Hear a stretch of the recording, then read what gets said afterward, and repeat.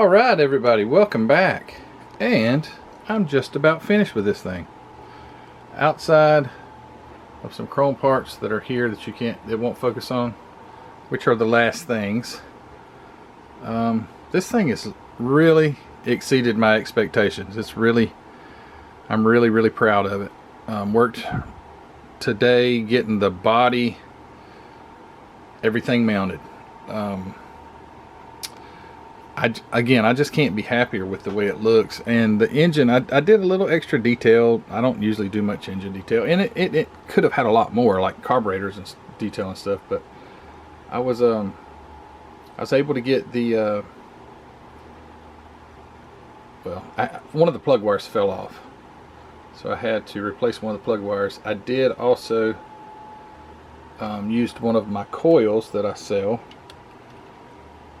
This coil comes in the Excel Super Coil pack. It comes with an Excel Super Coil, and I think this is called a Super Stock Coil or something like that. But I wanted to have a coil because it would look too naked just having the distributor with no coil wire. So I made a little strap for the coil right there out of flat, I already put it up, little thin sheet styrene. I had to cut it, narrowed it, and just bent the edges and glued it around that coil, painted the whole thing black, and then I picked out the coil strap. So did that, got the radiator hoses with where it had that rubber hose connected in it and all that stuff. Looks good. I'm just so proud of it. Radiator and grill. One of the hardest parts to me on this era car with a separate grill like that has to, the grill has to be right, or else you're going to have a crazy gap with the hood. That's the only part with these kind of cars that is the biggest, thing I don't look forward to. And I was able to get it fitting just right, and the hood fits good. I'm not going to put it on right now. It's a little tight to get it on and off, and I need both hands. But I've got the two little supports that go from, two of them that go to the radiator. They're right there. It would have come with metal rods, but this kit was missing them, so I just made some out of styrene, and they'll go right in there. But yeah, man, I'm so thrilled. Got my little travel trunk all painted up nice and neat. That's going to look really good on the back. And also bare metal foil around the fender or the firewall there. That's bare metal foil, because that was one thing that you don't get that's chrome, and on this car it is chrome. Even on the see, even that car's got the chrome strip, but they might have painted theirs. But anyway, bare metal foil looks good because it's not super bright, and it looks closer to period correct. But yeah, super happy with it. And I guess what else I got to do? Got to put the chrome parts on it. Got to put the headlight bar, which is right here. Got to get that door handles, those little teeny suckers right there on that blue piece of tape. Got to get those on. The little blinker, no, not blinkers, little side fog lights that go right there. Got to get those two on. Gas cap, the step for the mother-in-law seat, rumble seat, that's got to go on. Got it all painted. Yeah, everything. One thing that I did do, which is insane, and now where did that sucker go? So the little hint, or the latch for the rumble seat, right? Got a latch. See it right there, that little chrome latch? I lost it. And I thought, oh, perfect. And I don't like to rob other kits. If you rob one part of it, it's like I ain't got the whole kit anymore. And so I decided I would try to make one. So I took one out of the other kit to look at, and I had some teeny little round styrene. Let me see if I can get it to a place where it will stay. Of course not. Anyway, little bitty round styrene and I just replicated one, and it turned out just great. So guess what? As I was finishing up, I searched the entire bench. I mean everything, couldn't find it. And yesterday, guess where I found? Yep, it was laying right there in front of my face. And guess what I can't find now? I ain't got a clue what to do with it. Not a clue. But oh well, I don't need it now. But I sure would like to have kept it and put it in another kit. Where is that darn thing? I don't know. But I like my radiator hoses. I think the engine turned out really nice. The extra detail makes it... I typically do not use a coil. I don't put a coil on anything, which is, you know, it's not going to crank and run, but I know as far as your details go. But I think adding this coil really gave it a little bit of life under the hood, because it would have been just a blank firewall. But yeah, doing that, I think it turned out good. And the color that I use for the hoses is a color that I mixed, that I keep it in this jar. It's a color that I made for 9-inch Ford differentials. So that's the color that I use. I custom made that color. I don't know what color it should be, but anyway, that's pretty darn close to it. So yeah, all little chrome pieces, bumpers, and the travel trunk, and this thing. Oh, and the wheels. Oh, that's what I wanted to ask the community. I should have done this on a separate video, but anyway, I watch you guys do your builds, and I noticed, for the most part, you guys put your wheels and tires on before you even mount your body. Matter of fact, I was watching Jeff Lawless, bearded guy Jeff Lawless. He's building a Corvette, and I noticed Jeff had already mounted his wheels and tires. Now he might have just had them mocked up, I don't know, but I've noticed that some of you guys do. I've asked Jason Hanscom with the Blue Ox Model Shop, and I'm pretty sure Jason said he'll mount his tires. If I'm not mistaken, he'll mount his tires and wheels and then mount the body. And I don't. If I can get away with it, if it's a car that doesn't have like fender skirts or the tires fit under the fender well too far, I will not mount my tires and wheels until I get the body on. Because what I've noticed, the reason I do that, because when you try to mount the chassis under the body, if you got the chassis set nice and square and all four tires are on the ground and you already got the suckers glued on, and you go to twisting on it, mounting it in place, chances are it could throw your alignment off, if you know what I mean, and be doing the three-wheel motion. So I always wait until, if possible, I will wait until it's complete. That way I can do some little fine tuning with the wheels to get them to fit and all four touch the ground. Because who wants a three-wheel motion car? I think judges look for that. I mean, if you got a tire that's clearly off the ground, I would look for that, you know what I mean? But anyway, all right, so I'm going to stop talking, finish this thing up, and we will have a finally, been so long, a finished model kit. And I couldn't be more happy with this thing. It's going to look awesome. All right, guys, stand by for like a split second. All right, well, guess what? It is 100% complete. So like I said, I could not be more happy the way this turned out. Honestly, probably going to be one of my favorites so far. And I'm glad I chose this kit. It was just, I don't know, just so much fun. And it's a Monogram kit, and I've raved over Monogram model kits on how well they're built, but there's still a lot of planning that goes into at least this one to get it to everything to fit right. So I don't know what to say. I mean, I showed it to Heather. She says she just loved it. She says she loves those kind of colors. I tried to, if you've been watching these videos, I tried to replicate a guy's car that his channel is Paul Shinn, S-H-I-N-N, and he has 1-to-1 Model A's, and he's got one called Gandalf. He calls it Gandalf the Green, and Gandalf the Green is a 31 Ford, exactly like this, except Gandalf I think has a spare tire right here. This one doesn't have a spare. However, the convertible kit like this, the convertible one, it has dual spares. I could have used that chassis, but it would have had 2 spares. I prefer the look without the spare, so I didn't build it with a spare, although I was trying to replicate his car. But what the coolest thing to me is the trunk, because his car has that travel trunk on the back. And my friend Miguel over from Hobby Works designed that trunk for me. And Miguel, thank you so much. It was just absolutely perfect. And I got that on there.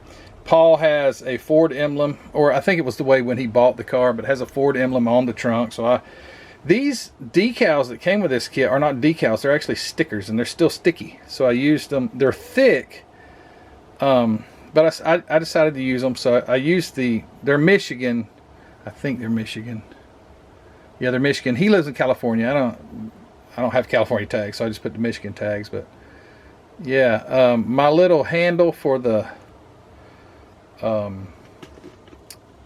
rumble seat, that thing turned out just absolutely perfect. So if I can, yeah, so that thing turned out great. What else? The engine, I'm very proud of that. It's not like detailed a lot, but I think for what I was trying to get at, it looks really good. It has the coil, so if I can, on the radiator cap. You see that? Paul's car has that as well. For the most part, everything on it. Paul's car has some. It's not a fully restored car. It has a lot of cracking and stuff in the paint. This one obviously is not all cracked up or anything. I see some black stuff on the hood. Okay, it came off. His has a few these little step platforms right here. I didn't have those in this scale, so I didn't use that. Let me use this razor knife to open this up, but the rumble seat opens up so nicely. Opens right up. So you got the rumble seat. So real quick, I said I used acetate for the windows. I would have sworn everything that I bought acetate, and I bought a sheet of plexiglass, because the acetate was 6 mil and the plexiglass was 0.02 of an inch. And I had someone ask in the comments, where did I get that acetate? So I sent them I went to Amazon where I bought it from, and I looked for the two. I saw the plexiglass. I said, no, that's not it. And I ordered it before the plexiglass. Both of the purchases were 0.02 plexiglass. So I don't know how that changed, but I thought that I had acetate. But nevertheless, 0.02 plexiglass works really, really good. The front windshield is the kit windshield. I did not... the frame didn't have like a ledge in there for it to sit on, and the factory or the kit windshield fit in there right, so I just went ahead and used it. It does have a mark or two on it that I didn't even try to get off, but it is what it is. It looks good. I painted the top with the MCW lacquer texture paint, which does an absolutely phenomenal job of texturing. It's just perfect. You spray it right out of the airbrush, don't have to do a darn thing. The interior is that Model Masters leather finish. The seats and the rumble seat are that, and the door panels. However, Paul's car doesn't have that color door panels. I just went ahead and painted mine that color. The hubcaps are just painted on, because those hubcaps don't come off. So I just hand painted chrome. I think it was Green Stuff World brushable. I used that, and I re-chromed all the chrome. Every piece of chrome on it's been re-chromed. So the grill, the headlights, the little everything, even the door handles. Those things are so darn small. I was so afraid. So as I was putting it together, I got this spotlight or this running light on it, and then I got this one ready to go, and all of a sudden, bing! And I hunted for probably close to an hour. I almost gave up, and I said, well, let me look in this place one more time, because I've got model kits and everything under my feet down that way. How do these parts How do they go so darn far behind boxes and everything else? I couldn't tell you, but I wasn't going to be able to do this video today because I couldn't find that little guy, but I finally found it. And I got it on there. But the door handles are so small. But I re-chromed them too, and they look so stinking good. I'm so proud. All right, so let me get the hood off without taking off the coil. It's a very tight fit hood, but it fits really, really well. If it doesn't tear my darn bare metal foil, that's all I'm worried about. All right, so somebody's calling me. The engine here. I found, like I already mentioned in the video, the paint for the radiator hoses. I thought that worked out really, really nice. Got that, those painted up. Got the coil wire, the plug wires made out of actual plug wire. You know, believe it or not, the center core of plug wire that I painted copper. Made the coil, and I just think this thing turned out so darn nice. So I got it zoomed in. So I couldn't be more happy. Oh, the bottom is just black. I didn't do any weathering or anything to it. Wow, that thing right there is heavy because it's solid resin. So under the bottom it's just kit stock. Even still has monogram and all that on it, which I kind of like leaving that, to be honest with you. I think it gives, especially has a copyright date on it. But I got the exhaust. Everything's there. Bumpers, obviously re-chromed. Everything fits so nice. But you had to build this kit completely different than the instructions show. They have it where you complete the interior and then you glue the roof portion on, because there's a seam right here where the roof has to be glued on. Made it a bit difficult to build because I didn't want to do that. I didn't want to have the roof glued on, and you could obviously see that the roof was just glued on. So I went ahead and did some fitting, and it turned out really nice. It almost just looks like a body line. I don't know if the Model A would have a body line right there or not, but mine does. But yeah, so you had to get certain things the way I feel like it needed to be. You could not build it by I didn't even use the instructions. I would use the instructions to see where the heck does this thing go. But you know, as far as building instructions, I didn't use it at all. A couple of times it bit me and I got ahead of myself, but I was able to rearrange those things. But other than that, yeah, let me get this hood back on in front of you guys. I've already taken pictures of it, so if something disastrous happened before the pictures were done, I'd already have the pictures made. So yeah, the hood fits really nice. That's one thing that's hard about these kits, is getting the hood to fit good with the radiator. And I think I conquered that, man. So cool. Alright guys, well anyway, thank you for all you do. Thanks for watching. Appreciate you. And as always, don't forget to go check out, what was I going to say? HobbyNutModels.com. Yep, that's right. HobbyNutModels.com. Mark's, let's see, what's today's date? It may be ending in a day or two, but anyway, he had an extended Memorial Day sale. So if it's still on when you see this video, go check it out. If not, I'm sorry, but anyway, go check out HobbyNutModels.com. Check out all his kits, his paints, his glues, his supplies, his tools, everything he's got to offer. Go check it out. And also, if you hadn't already, grab this old curled up sticker. Go check out my website, mcvproducts.net. Bring your Mark Batson put this on his website. It's so funny. Bring your model to life at mcvproducts.net. Anyway, he did the perfect British impression, at least to me. mcvproducts.net, that's my website, where you can get something like this. I can't wait to show you guys this.